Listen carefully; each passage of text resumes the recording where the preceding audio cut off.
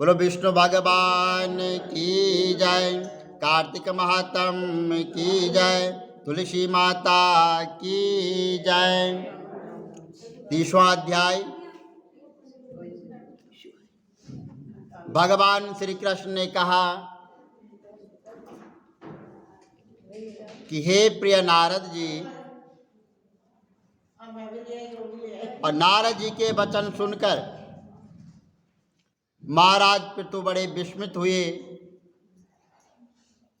और अंत में उन्होंने नारद जी का पूजन करके उनको विदा किया। इसलिए माघ, कार्तिक और एकादशी, यह 3 व्रत जो है भगवान विष्णु को अत्यंत प्रिय है। वनस्पतियों में तुलसी, महीनों में कार्तिक और तिथियों में जो है एकादशी, और क्षेत्रों में जो है श्री कार्तिकेय मुझे बहुत प्रिय है। जो प्राणी जितेंद्र होकर इनका सेवन करता है वह यज्ञ करने वाला मनुष्य से भी अधिक प्रिय लगता है भगवान विष्णु को। जो प्राणी विधि से इनकी सेवा करते हैं उनके मेरे अनुग्रह से सब पाप दूर हो जाते हैं।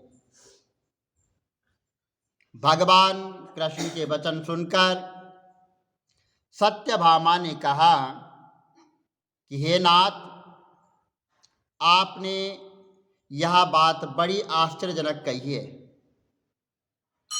कि दूसरे के लिए पुण्य के फल से कलह की मुक्ति हो गई है।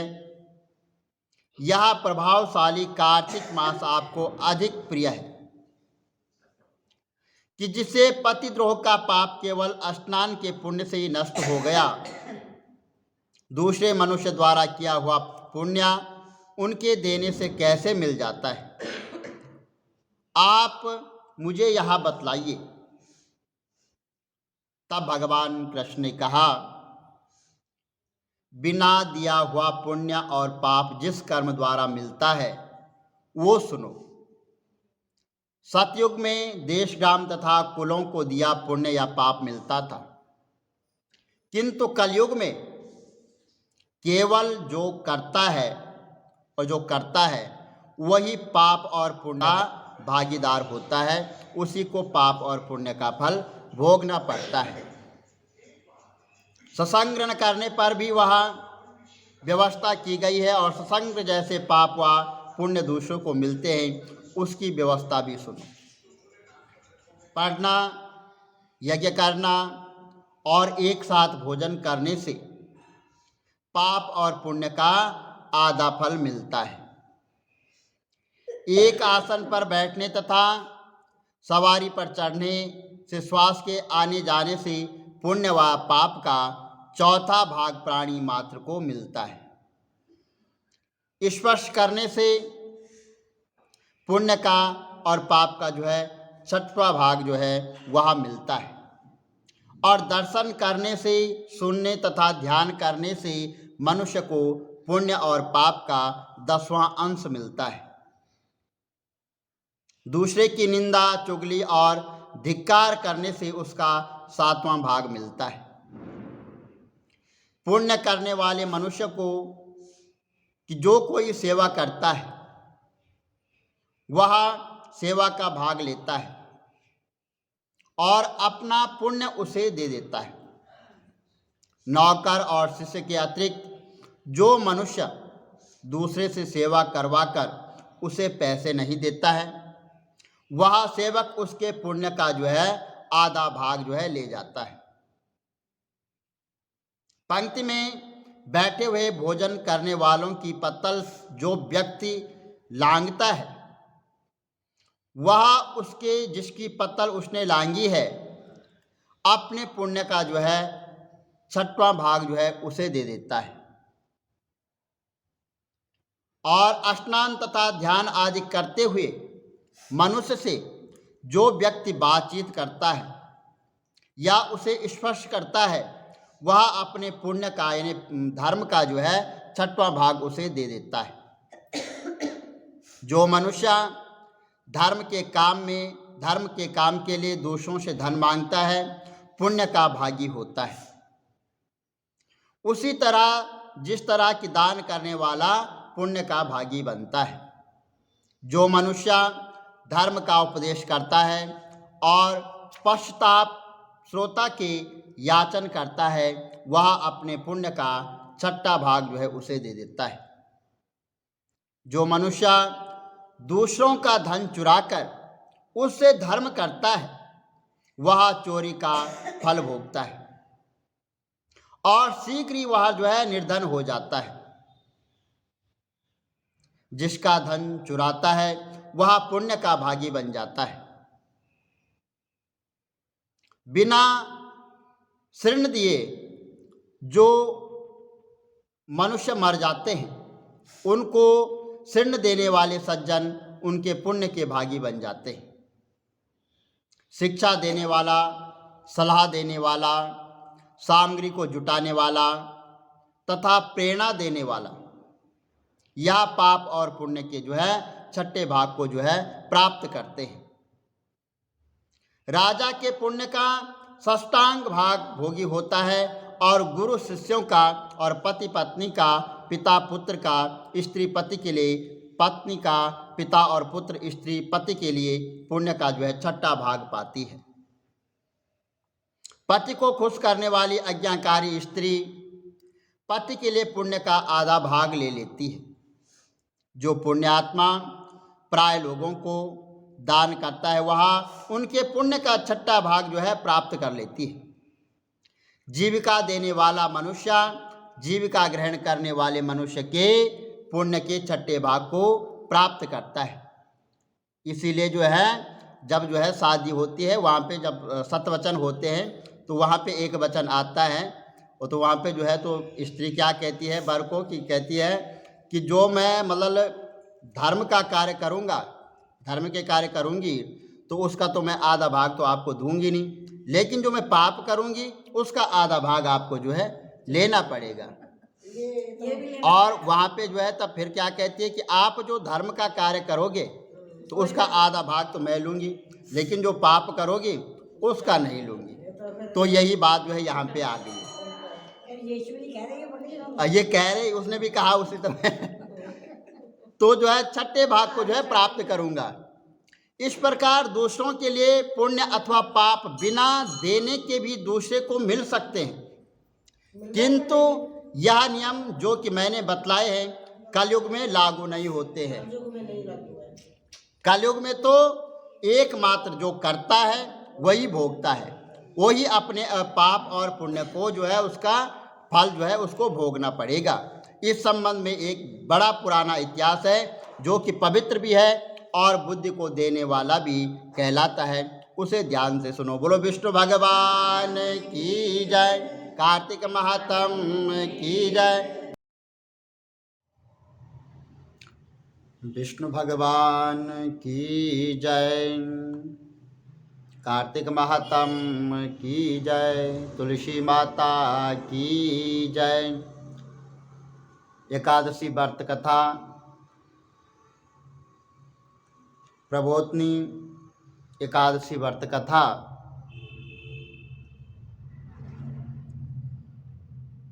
ब्रह्मा जी बोले कि हे मुनिशतम,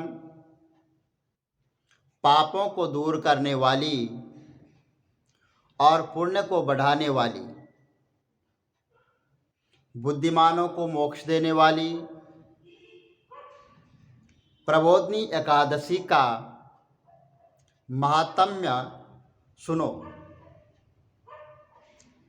हे विपेंद्र, भागीरथी गंगा पृथ्वी पर तभी तक गजरती है जब तक पापों को नाश करने वाली कार्तिक में प्रबोधिनी एकादशी नहीं आती। तीर्थ, समुद्र, सरोवर तभी तक गरजते हैं जब तक कार्तिक की प्रबोधिनी एकादशी नहीं आती है। 1000 अश्वमेघ यज्ञ और सौर सूर्य का फल मनुष्य को प्रबोधिनी के उपवास से मिलता है। नारद जी बोले, एक बार भोजन से नक्त, भोजन से और उपवास से क्या फल और क्या पुण्य होता है, सो मुझसे कहिए। तो ब्रह्मा जी बोले कि एक बार भोजन से एक जन्म का पाप, सायंकाल भोजन करने से 2 जन्मों के पापों का और उपवास से 7 जन्मों के पापों का नाश होता है। हे पुत्र, जो वस्तु त्रिलोकी में कठिनता से मिलती है, जो मिल नहीं सकती है और जो दिखाई नहीं देती है, ऐसी वस्तु को प्रबोधिनी देती है। ऐसी वस्तु को प्रबोधिनी एकादशी देती है। सुमेरु और मंद्रांचल पर्वत के समान पापों को भी यह एकादशी भस्म कर देती है। हजारों पूर्व जन्मों में किए हुए दुष्कर्मों को जागरण करने से रुई की ढेर की तरह प्रबोधिनी जला देती है। जो स्वभाव से विधिपूर्वक प्रबोधिनी का उपवास करता है, प्रबोधिनी एकादशी का व्रत करता है, उसको जैसा फल कहा है वैसा ही प्राप्त होता है। व्रत को बिगाड़ने वाला, नास्तिक, वेद निंदक, पर स्त्रीगामी, मूर्ख, उपकार को न मानने वाला, धोखा देने वाला, इन मनुष्यों के शरीर में धर्म नहीं रहता है। जो ब्राह्मण स्वाग्नि अथवा विधवा ब्राह्मणी से विषय करता है, वह वंश सहित नष्ट हो जाता है। जो अधर्म ब्राह्मण पर स्त्री गमन करता है, उसके संतान नहीं होती है। जो गुरु और ब्राह्मणों को अहंकार दिखलाता है, उसका पुण्य शीघ्र ही नष्ट हो जाता है। और धन संतान नहीं होती है। जो नीच मनुष्य साधुओं का अपमान करके प्रसन्न होते हैं, बड़े खुश होते हैं, और जो अपमान करने वाले को रोकता नहीं है, सट, वह अपने कुल और अपने वंश का नाश कर देते हैं। सट, चुगलखोर और भ्रष्टाचारी, इनकी दान और हवन करने से भी गति नहीं होती है। इसलिए जिससे संसार में निंदा न हो, ऐसा कोई बुरा काम नहीं करना चाहिए। अच्छे कर्म करने चाहिए जिससे धर्म नष्ट न हो। प्रबोधिनी का व्रत करना चाहिए। और कोई अपने मन में ये सोचते हैं कि हम प्रबोधिनी एकादशी का व्रत करेंगे, तो ऐसा विचार करने से ही उसके 100 जन्मों के पाप नष्ट हो जाते हैं। जो कोई प्रबोधिनी एकादशी की रात्रि को जागरण करता है, वह बीते हुए, वर्तमान और भविष्य के 10,000 कुल को विष्णु लोक में पहुंचाता है। उसके पितृगण पूर्व जन्म के कर्मों से प्राप्त हुए नगर के दुखों से छूटकर विष्णु लोक में प्रसन्न और सुशोभित होकर निवास करते हैं। सब तीर्थों में स्नान करने और गौ, स्वर्ण, पृथ्वी का दान करने से फल नहीं मिलता जो एकादशी के जागरण करने से मिलता है। जैसे मनुष्य की मृत्यु निश्चय है, वैसे ही धन का नाश भी निश्चय है। यह समझकर कि हे मुनि श्रेष्ठ, एकादशी का उपवास करना चाहिए और जो कोई विधि पूर्वक प्रबोधनी का व्रत करता है उसके घर में त्रिलोकी के सब तीर्थ आ जाते हैं और वही ज्ञानी, योगी, तपस्वी और जितेंद्रिय है, उसी को भोग और मोक्ष मिलता है। यह एकादशी भगवान विष्णु की प्यारी है और धर्म के सार को देने वाली है।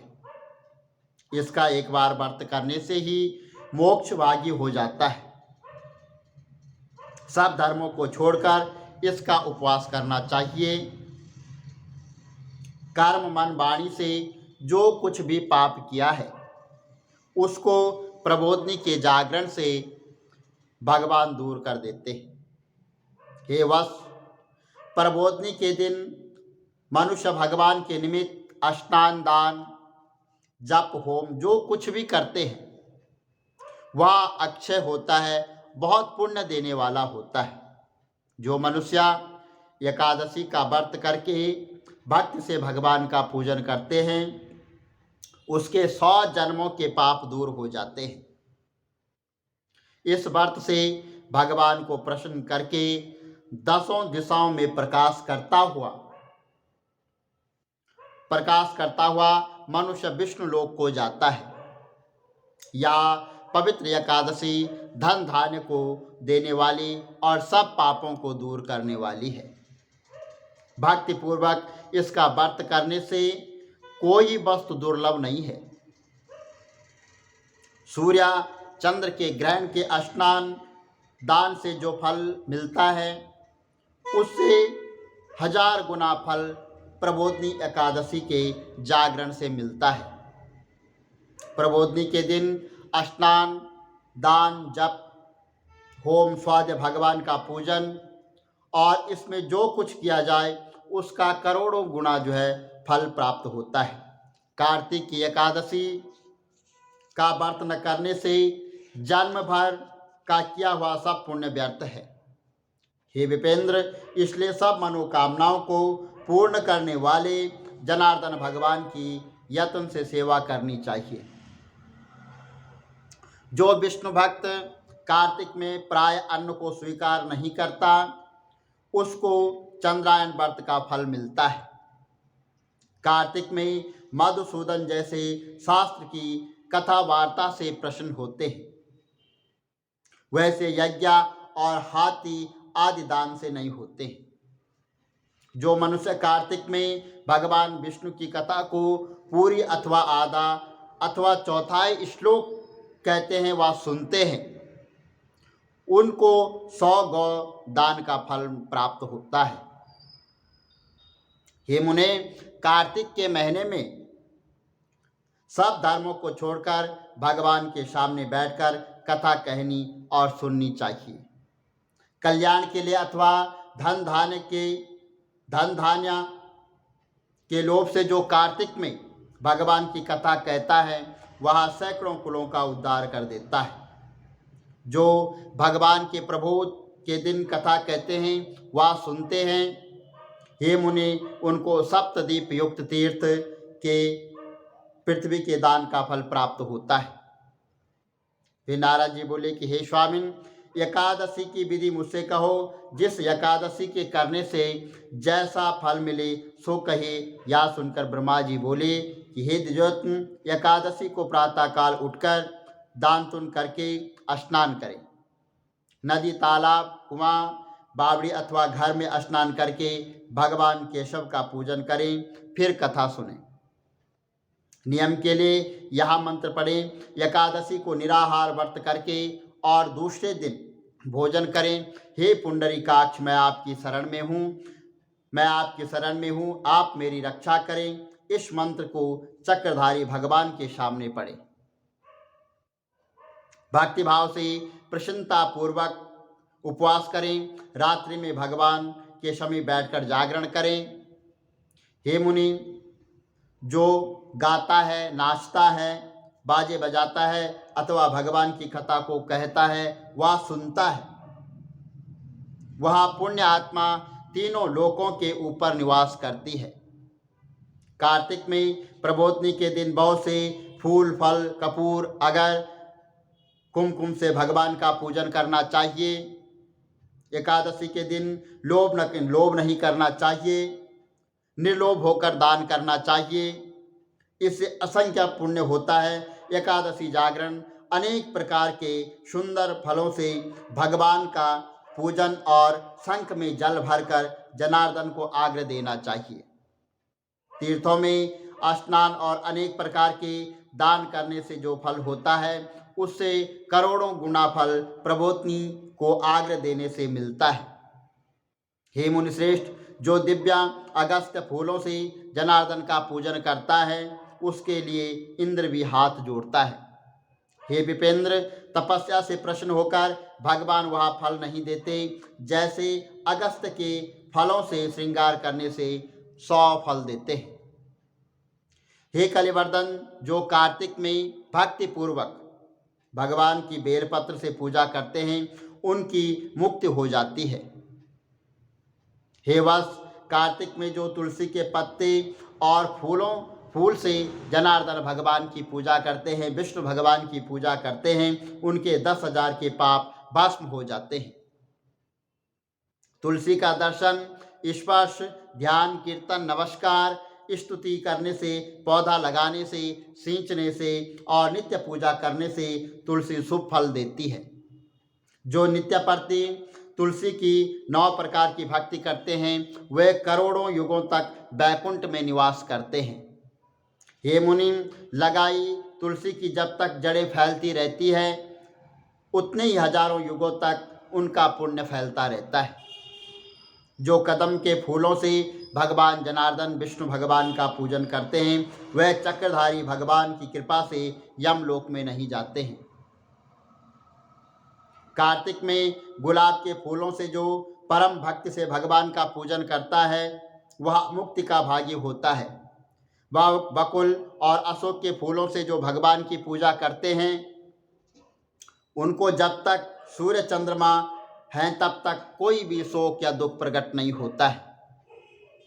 जो सफ़ेद या लाल कनेर के फूलों से भगवान जगन्नाथ की पूजा करते हैं, विष्णु भगवान की पूजा करते हैं, उनके चारों युगों में केशव भगवान प्रसन्न रहते हैं। जो बड़भागी मनुष्य केशव के ऊपर आम का बोर चढ़ाते हैं उनको करोड़ों गोदान का फल प्राप्त होता है। जो दूब के अंकुर से भगवान का पूजन करते हैं उनको पूजा का 100 गुना फल प्राप्त होता है। हे नारद, जो चोकरे के पत्तों से सुखदायी भगवान का पूजन करते हैं वह भयंकर यमलोक मार्ग में सरलता से वो पार कर जाते हैं। जो वर्षा ऋतु में चंपा के फूलों से देवेश भगवान का पूजन करते हैं वह मनुष्य फिर संसार में जन्म नहीं लेते हैं। हे विप्रेश, जो मनुष्य जनार्दन भगवान के ऊपर ककड़ी का फूल चढ़ाते हैं उनको एक फल सुवर्ण चढ़ाने का फल प्राप्त होता है। जो मनुष्य सुनहरी केतकी का फूल जनार्दन भगवान पर चढ़ाता है गरुड़ ध्वज भगवान उनके करोड़ों जन्मों के पापों को भस्म कर देते हैं। जो कुमकुम के समान लाल रंग की सुगंधित सतपातित का फूल भगवान जगन्नाथ पर चढ़ाता है उसका श्वेतद्वीप में निवास होता है। हे ब्रह्मन, इस प्रकार भक्ति मुक्ति को देने वाले केशव भगवान का रात्रि में पूजन करके प्रातः काल उठकर नदी तट पर चले जाए, वहाँ स्नान जप और नित्य कर्म करके घर जाकर विधि पूर्वक केशव भगवान का पूजन करें। व्रत के धारण के लिए बुद्धिमान मनुष्य ब्राह्मण भोजन करवाएं। भक्ति युक्त से शरीर झुकाकर क्षमा मांगें, फिर भोजन और वस्त्र से गुरु की पूजा करनी चाहिए और चक्रपाणी भगवान को प्रसन्न करने के लिए दक्षिणा और गौदान देनी चाहिए। जो वस्तु छोड़ी है उन नियमों को ब्राह्मण के सामने छोड़ना चाहिए और दक्षिणा देनी चाहिए। हे राजन, नपत भोजी मनुष्य अच्छे ब्राह्मणों को भोजन करवाएं। अयचित नियम से सुवर्ण सहित बैल का दान करें। जिससे मांस भक्षण छोड़ दिया है उसको दक्षिणा सहित गौ देनी चाहिए। आंवले से स्नान करने के नियम में दही और शहद देना चाहिए। जो फल छोड़े हों फल का दान करना चाहिए। तेल छोड़ा हो तो घी देना चाहिए, घी छोड़ा हो तो दूध देना चाहिए। अन्न छोड़ने के नियम में चावल देने चाहिए। हे राजन, भूमि पर सोने वाले को गदा और चादर समेत सैया देनी चाहिए। पत्तल पर भोजन करने वाले बर्तन में घी भरकर ब्राह्मण को देना चाहिए। मौन धारण करने वाले को घंटा, तिल और स्वर्ण देना चाहिए और ब्राह्मणी को घी मिला हुआ भोजन कराना चाहिए। बाल धारण करने वाले को बटा, जूता त्याग करने वाले को एक जोड़ा जूता दान करना चाहिए। मान छोड़ने वाले को बुरा देना चाहिए। विष्णु के मंदिर में अथवा देवस्थान में नित्य दीपक जोड़ना चाहिए। नियम की समाप्ति में तांबे या स्वर्ण की वैली घी भरकर उसमें लाख बत्ती रखकर विष्णु के भक्त ब्राह्मण को देने चाहिए। एक दिन छोड़कर उपवास करने में 8 कलश वस्त्र और स्वर्ण से शोभित कर देना चाहिए।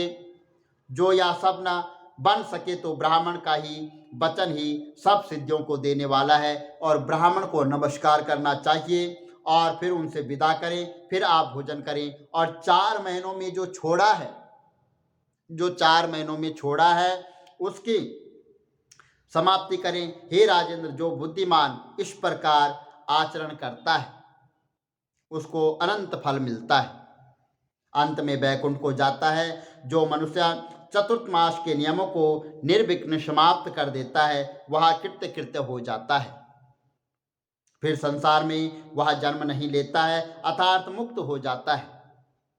हे महिपाल, ऐसा करने से व्रत पूर्ण हो जाता है। यदि व्रत बिगड़ जाए तो मनुष्य अंधा व कोढ़ी हो जाता है। जो मुझसे पूछा था यह मैंने तुमसे कह दिया।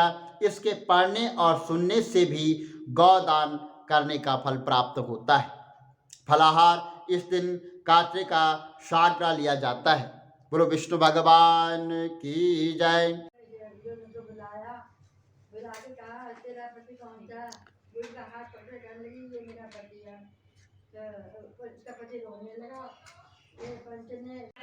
क्या बात है, ये काम कराए बने ड्रैगन छोड़ के तुलसी देव मन में ब्याह करने काम बढ़िया कर